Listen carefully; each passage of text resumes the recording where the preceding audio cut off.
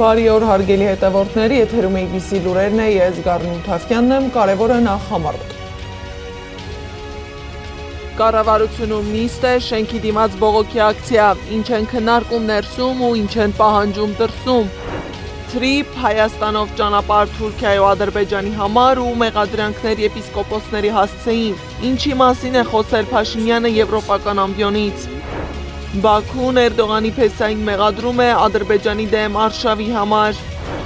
Հայդատի Ամերիկայի հանձնախմբի դեմ կազմակերպել են արշավ, ովքեր են ներգրավված։ ՄԱԿ-ի անվտանգության խորհուրդը բանաձև է ընդունել Իրանի վերաբերյալ, ինչ է պահանջում խորհուրդը։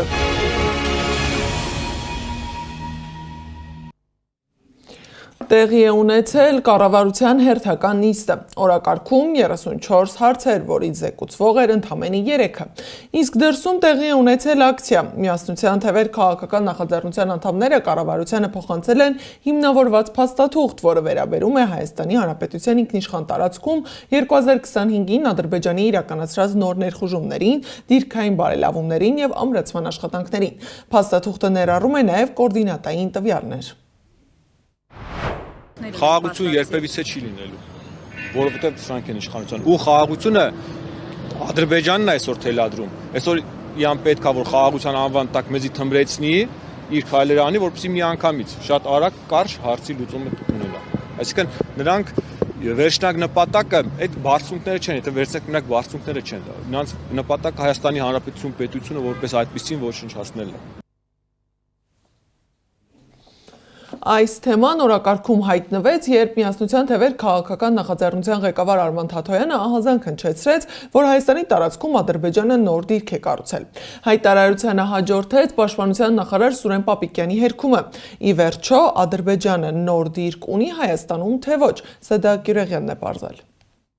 Մեկ շաբաթ շարունակ քննարկվող ադրբեջանական դիրքի առաջխաղացման թեմայի վերաբերյալ կրքերը ընդդիմության ու իշխանության միջև դեռ չեն հանդարտվում։ Ապացույցներ, հերքումներ, ակցիա Պաշտպանության նախարարության շենքի դիմաց, նամակ նախարարությանը։ Մեկ շաբաթյա թոհուբոհից հետո մարտի 11-ին Պաշտպանության նախարարությունը հերքեց, թե ադրբեջանցիները դիրք են տեղակայել Հայաստանի սուվերեն տարածքից ներս։ Ինչպես տեսնում եք, Ադրբեջանի զինված ուժերի դիրքը չի հատում Հայաստանի Հանրապետության պետական սահմանագիծը եւ գտնվում է Ադրբեջանի Հանրապետության տարածքում։ 1975 թվականի քարտեզի վրա դեղին, կանաչ ու կապույտ գծանշումներ էին արել Պաշտպանության նախարարությունում եւ այդ միջոցով համեմատել Google քարտեզի եւ իրենց համար հիմք ընդունվող տոպոգրաֆիկ քարտեզի վրա սահմանի շեղումները։ Վրայի սահմանագիծը ունի իրավական հիմք։ Այս մասին նաև Google Earth ծրագիրն է տեղեկացնում իր ընթերցողներին կամ այն մարդկանց, ովքեր օգտագործում են այդ ծրագիրը։ Պաշտպանության նախարարությունը սխալ փաստերով է հերքել Ադրբեջանի առաջխաղացումը, պնդում է Միասնության թևերի անդամ Նարեկ Պարոնյանը։ Միասնության թևերում նախարարության հիմք ընդունած քարտեզը համադրել են արդեն շրջանառվող արբանյակային պատկերի հետ, բայց փաստը դրանից չի փոխվել։ Ադրբեջանը եւս մեկ դիրք ունի Հայաստանի տարածքում։ Շատ հստակ երևում է, որ այս մարտական դիրքը, որը շուրջ 9000 քառակուսի մետր տարածք ունի, հստակ գտնվում է Հայաստանի Հանրապետության սահմանի ներսում։ Դիրքը տեղակայված է մոտ 3000 մետր բարձրությամբ լեռան գագաթին եւ այս դիրքից Կութգյուղի ու Սոտքի հանքավայրի վրա եւս մեկ վերահսկող կետ է ավելանում։ Դիրքը Կութից հեռու է մոտ 6, Սոտքի հանքավայրից մոտ 4 կիլոմետր։ Պաշտպանության նախարարության այն պնդումը, թե Կութգյուղի առջև բարձր սար կա, որը խանգարում է ուղիղ դիտարկման տակ պահել բնակավայրը, Պարոնյանն անտրամաբանական է համարում։ Ինչ է նշանակում, դիրքի առջև գտնվում է սար եւ այդ սարը պաշտպանում է, այսինքն դիտարկումից դա անհնար է, ցանկացած զինծառայող, ով որ բանակ է ծառայել, ով որ մարտական հերթապահություն է իրականացնել դիրքերում Հայաստանի Հանրապետության եւ Արցախի, որը սրանց թեթև ձեռքով հանձնվեց, կփաստի, որ ժամանակակից աշխարհում սարը ոչ մի դեպքում պատնեշ չի կարող հանդիսանալ մարտական դիրքի համար, որպեսզի մարտական դիրքից չվերահսկվի ամբողջ տարածքը։ Կութում ընդհանրապես տեղյակ չէին, որ իրենց գյուղին հարակից լեռան վրա նոր դիրք է կառուցվել։ Գյուղապետն ասում է, իրենց գյուղում ոչ տեսել են, ոչ էլ լսել են այդ մասին։ Իսկ վերջին շաբաթվա խոսակցություններին ընդհանրապես տեղյակ չէր գյուղապետը։ Ներկա պահին, որ ուզենք էլ չենք կարա նկատենք, որովհետև հիմնականում սարին ընձուն է, բուք է չի երևում, չդիտարկվող է գյուղից, մենք չենք կարա նման տեղեկություն տանք։ Իսկ ինչ մնում է նման բան, ես առաջ անգամ ձեզ հենց նոր լսեցի, նման հայտարարություններ կա, որ Ղութը պետք է վերահսկվի ադրբեջանցիների կողմից։ Այսպիսով Ադրբեջանը Հայաստանում իր հերթական դիրքն է ամրապնդել, առաջանալով մոտ 70 մետր։ Այս դիրքից ուղիղ վերահսկողության տակ են ոչ միայն կուտ բնակավայրն ու Սոտքի հանքը, այլ նաև նույն լեռան ստորոտին տեղակայված ռազմական նշանակության ճանապարհը, որով զենք է մատակարարվում հայկական դիրքերին։ Սեդակ Յուրեղյան, Տարոն Ղանդելյան, Գեգամ Ղազարյան, ABC Media։ Այս ամենի ֆոնին Փաշինյանը Ստրասբուրգում ելույթ է ունեցել Եվրոպական խորհրդարանի ամբիոնից։ Փաշինյանը հայտարարել է, որ Հայաստանը որևէ մտադրություն չունի հետաձգելու TRIP նախագծի իրականացումը։ Ոչ Ադրբեջանը, ոչ Թուրքիան այս հնարավորությունից դեռ չեն օգտվել։ Ենթադրում եմ նաև այն պատճառով, որ մտածում են, թե նման լուծումը գուցե բերի TRIP նախագծի իրագործման ձգձգման։ Այս ամբիոնից պաշտոնապես հայտարարում եմ, որ Հայաստանը TRIP նախագծի իրագործումը ձգձգելու ոչ միայն մտադրություն, այլև պատճառ չունի, որովհետև նախագիծը լիարժեք համապատասխանում է Հայաստանի Հանրապետության կարճաժամկետ, միջնաժամկետ եւ երկարաժամկետ շահերին, եւ ինչպես տեսակ վերոնշյալ մեջբերումներից որևէ կերպ չի նսեմացնում Հայաստանի Հանրապետության ինքնիշխանությունը, տարածքային ամբողջականությունը, իրավազորությունը։ Հիմա ուզում եմ ասել նաև, որ Հայաստանի Հանրապետությունը պատրաստ է հենց այսօր գործող ենթակառուցվածքներով Կորնիձոր, Գորիս, Եղեգնաձոր, Երասխ, Երթուղիով ապահովել Ադրբեջանի արևմտյան շրջանների եւ Նախճեվանի ինքնավար հանրապետության միջև ավտոմոբիլային կապը։ Փաշինյանի խոսքով արդեն 8 ամիս է, ինչ Հայաստան-Ադրբեջան սահմանին խաղաղություն է եւ սահմանամերձ գյուղերում կրակոցներ չեն լսվում։ Փաշինյանը հիշեցրել է նաեւ, որ անկախությունից հետո առաջին անգամ Ադրբեջանի տարածքով գնացք է հասել Հայաստան եւ դրա համար շնորհակալություն է հայտնել Իլհամ Ալիևին։ 2025 թվականը մեր անկախությունից, այսինքն 1991 թվականից ի վեր դարձավ առաջին օրացուցային տարին, երբ Հայաստան-Ադրբեջան հրաձգության հետևանքով ոչ զոհ է եղել, ոչ վիրավոր։ Արդեն ամիսներ սահմանամերձ բնակավայրերի բնակիչները կրակոցների ձայներ չեն լսում։ Ավելին, անկախությունից ի վեր առաջին անգամ 2025 թվականի նոյեմբերին Ադրբեջանի տարածքով անցնելով Վրաստանի միջով գնացք եկավ Հայաստանի Հանրապետություն։ Սա կրկնում եմ, առաջին անգամ 1991 թվականից։ Սա տեղի ունեցավ այն բանից հետո, երբ 2025 թվականի հոկտեմբերին Ադրբեջանի նախագահը հայտարարեց, թե վերացնում է Ադրբեջանի տարածքով դեպի Հայաստան երկաթուղային փոխադրումների սահմանափակումները, եւ ես Ադրբեջանի նախագահին շնորհակալ եմ նման որոշման համար։ Շնորհակալության խոսքերն ուղղված էին Ալիևին, իսկ մեղադրանքները եպիսկոպոսներին։ Նա խոսել է Բագրատ Սրբազանի եւ Սրբազան պայքարի մասին։ Փաշինյանն ասել է, թե Հայաստանում շարժում էր սկսվել պահանջելու համար ոչ միայն չիրականացնել սահմանազատում, այլև ըստ էության ակտիվացնել Արցախի շարժումը։ Տասնյակ հազար քաղաքացիներ տրվելով բարձրաստիճան հոգևորականների եւ նրանց աջակից ընդդիմադիր ուժերի կողմից իրականացվող ապատեղեկատվության արշավին, ովքեր պնդում էին, թե Հայաստանի կառավարությունը պատրաստվում է Հայաստանի ինքնիշխան տարածքներ եւ դրանցում գտնվող հնամյա եկեղեցիներ ու բնակավայրեր զիջել Ադրբեջանին, դուրս էին եկել փողոց։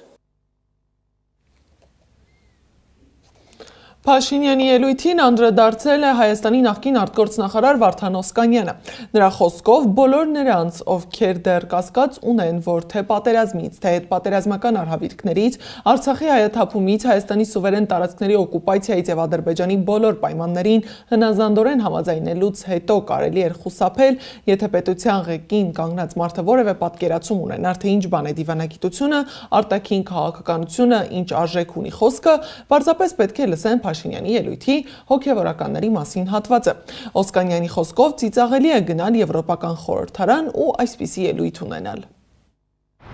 Մարդը 2018-ից ի վեր ոչ Արցախի բանակցային գործընթացում, ոչ պատերազմից առաջ, ոչ դրա ընթացքում, ոչ դրանից հետո եւ ոչ էլ մինչեւ այսօր չի հասկացել, թե որտեղ ինչ կարելի է ասել, ինչ չի կարելի ասել, ինչ են քեզնից ակնկալում, ինչը որևէ մեկին չի հետաքրքրում եւ ինչն է մատնում քո թուլությունը, տգիտությունը, վախերը եւ պարզ տկարամտությունը։ Ինչու է Հայաստանը հայտնվել այս վիճակում։ Հարցի պատասխանը հենց այս պարզ իրականության մեջ է։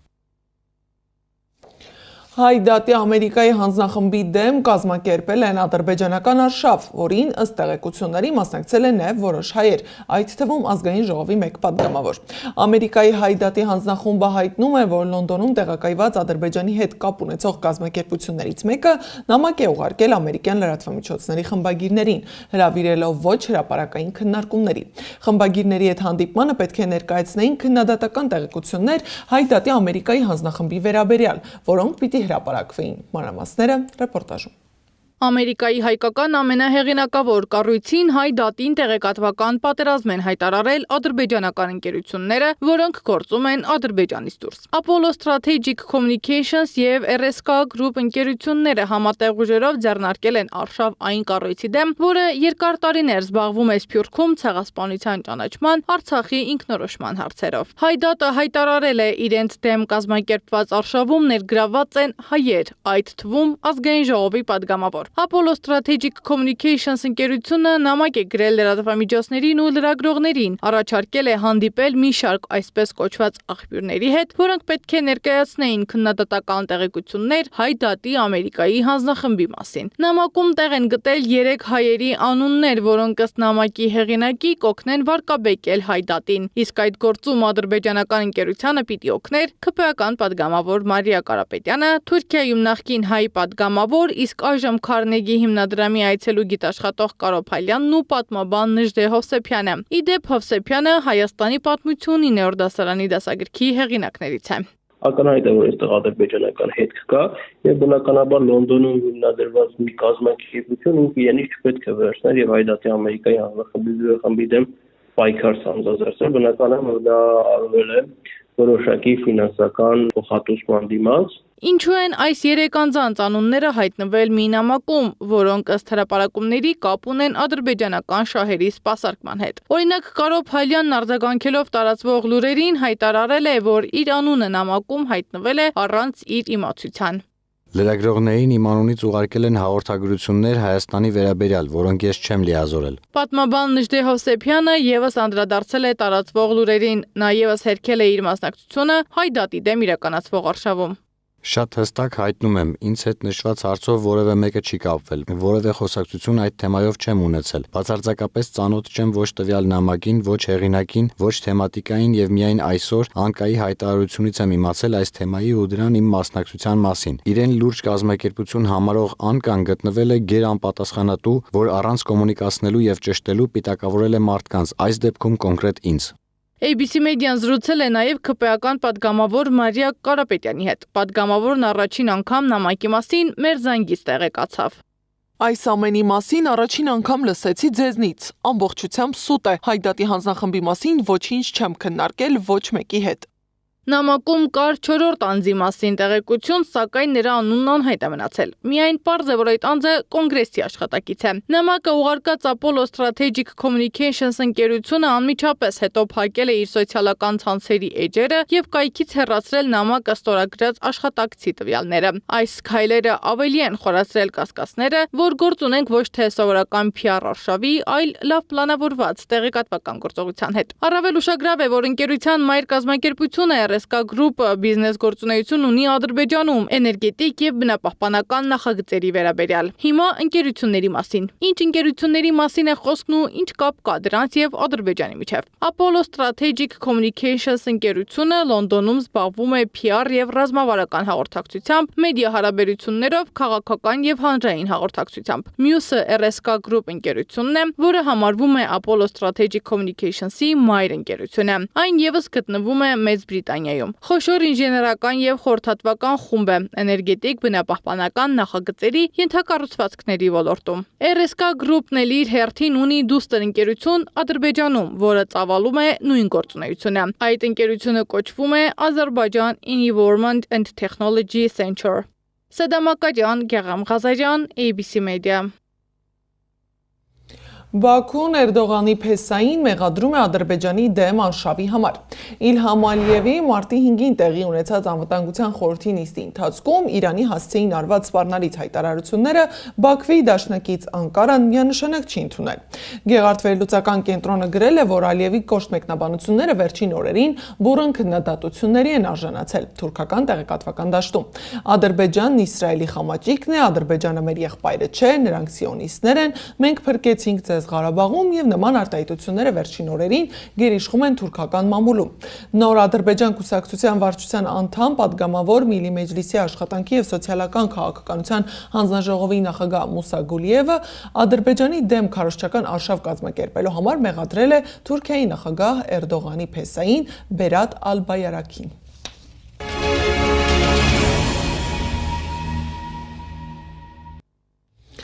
Քննչական կոմիտեն վարույթ է նախաձեռնել արտերկրում Հայաստանի քաղաքացիների նկատմամբ ենթադրյալ ճնշումների գործի վերաբերյալ։ Հիմք է հանդիսացել արտաքին հետախուզության ծառայության մարտի 10-ի հայտարարությունը, ըստ որի այլ երկրներում Հայաստանի քաղաքացիների նկատմամբ գործադրում են ճնշումներ եւ միջամտում են սպասվող ընտրական գործընթացին։ Խորհրդարանի ընտրության ընթառաջ ընտրական օրենսգրքում որոշ փոփոխություններ են տեղի ունեցել։ Առաջիկա ընտրությանը կիրառելու են լրացուցիչ մանդատի սկզբունքը։ Ձայների 52%-ը ստացած քաղաքական ուժի օգտին կհաշվեն շեմը չհաղթահարած ուժերի ձայները։ Փոխվել է նաև կոալիցիա կազմելու սկզբունքը։ Սեդամակարյանն է ներկայացնում փոփոխությունները։ Հունիսի 7-ի ազգային ժողովի ընտրության ընթառաջ մի շարք փոփոխություններ են տեղի ունեցել ընտրական օրենսգրքում։ Կենտրոնական ընտրական հանձնաժողովի նախագահ Վահագն Հովակիմյանն է ներկայացրել փոփոխությունները, որոնք ուժի մեջ են մտել փետրվարի 7-ից։ Կուսակցությունների անցողի շեմը իջել է 4%։ Դաշինքների շեմը բարձրացել է 7%-ից 8% եւ 10%։ Ինչով է այս տարբերակումը, մինչեւ 3 կուսակցություն դրանք 8% շեմի ներքո են, մինչև 3 կուսակցությունից բաղկացած դաշինքները 8% շեմի ներքո են ընկնում, 3 եւ ավել կուսակցությունից բաղկացած դաշինքները 10% շեմը պիտի հաղթահարեն անցողիկ շեմը։ Փոփոխվել է նաև գրավի չափը։ Կուսակցությունները նախկին 10 միլիոնի փոխարեն կվճարեն 7.5 միլիոն դրամ, դաշինքները 15 միլիոն դրամ։ Փոփոխվել է նաև կոալիցիա կազմելու սկզբունքը։ Նախկինում կոալիցիա կարելի էր կազմել առավելագույնը 3 քաղաքական ուժի միավորումից։ Նոր փոփոխությունը թույլ է տալիս 3-ից ավելի ուժերի միավորումը։ Այս արգելքը հանվել է եւ սահմանված, այսինքն նոր արդեն կարգավորումներով առաջի ժամկետում, այսինքն 9 օրյա ժամկետում կոալիցիա կազմելու իրավունքը տրվում է առավել ձայն ստացած քաղաքական ուժին։ Եթե այդ ժամկետում առավել ձայներ ստացած քաղաքական ուժը չի կարողանում կոալիցիա կազմել, դրանից հետո արդեն ժամանակ է տրվում մնացած քաղաքական ուժերին, այս միջազգային տերմինաբանությամբ ընդունված է ասել փոքրամասնության կառավարություն կամ փոքրամասնության կոալիցիա ձևավորելին։ Կիրառվելու է նաև լրացուցիչ մանդատի ինստիտուտը, ըստ որի շեմը չհաղթահարած ուժերի ձայներն ավտոմատ փոխանցվում են 50% եւ ավելի ստացած ուժին։ Ընտրական օրենսգիրքը սահմանում, որ տվյալ քաղաքական ուժին պետք է տրվի լրացուցիչ մանդատներ մինչև այդ 52%-ը լրացնելու չափով։ Կենտրոնական ընտրական հանձնաժողովի ղեկավարն անդրադարձել է նաև այս օրերին հանրապետության տարբեր վայրերում փակցված նախընտրական պաստառներին, ըստ նրա, քաղաքական ուժերը իրավունք ունեն մինչև քարոզարշավի մեկնարկը քարոզչություն անելու։ 2022-ի դրությամբ էլ Հայաստանում 200,000-ով նվազել են ընտրելու իրավունք ունեցողների թիվը, իսկ գրանցված կուսակցությունների թիվը շարունակում է աճել։ Մոտ 2.5 միլիոն ընտրող ունեցող երկրում 126 գրանցված կուսակցություն կա։ Սեդամակարյան, Էդիկ Մալաքյան, Նոնա Գևորգյան, ABC Media։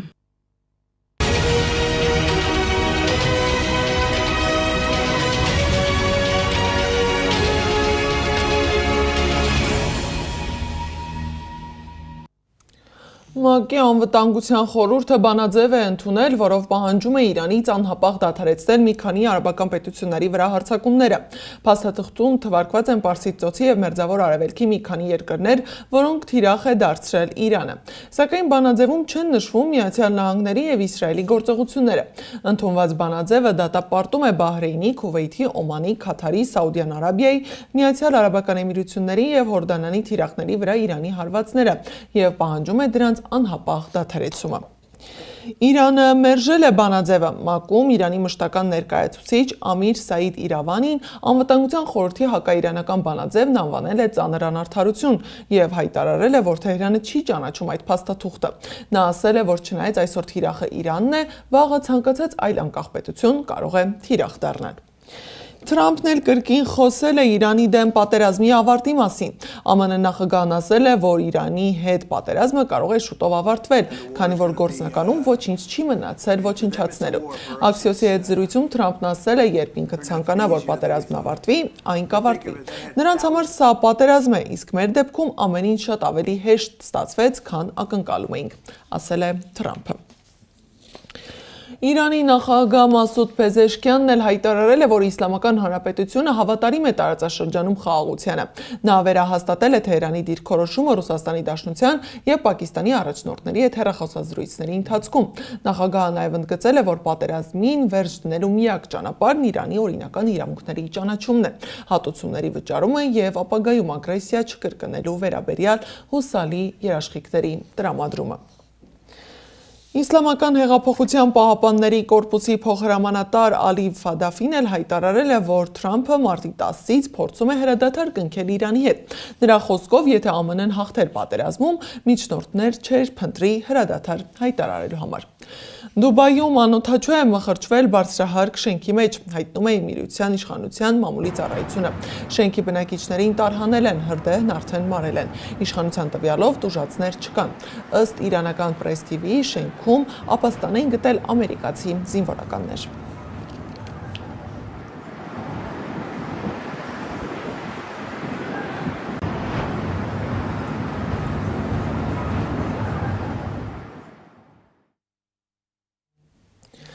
Վաշինգտոնում ԱՄՆ կապիտոլիումի իր մոտակայքում տեղադրվել է Դոնալդ Թրամփի և Ջեֆրի Էփշտեյնի Տիտանիկ ֆիլմի նմանությամբ գրկախառնված արձանը։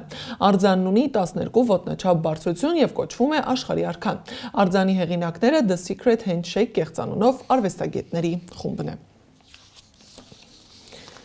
Այս ժամի համար նախատեսել էինք այսքանը, շարունակեք հետևել մեզ YouTube-ում, Facebook-ում, Telegram-ում, WhatsApp-ում, Instagram-ում, TikTok-ում կամ այցելեք մեր պաշտոնական կայք 3w.abc.media.am։ Մենք կհանդիպենք ժամը 15-ին առայժմ։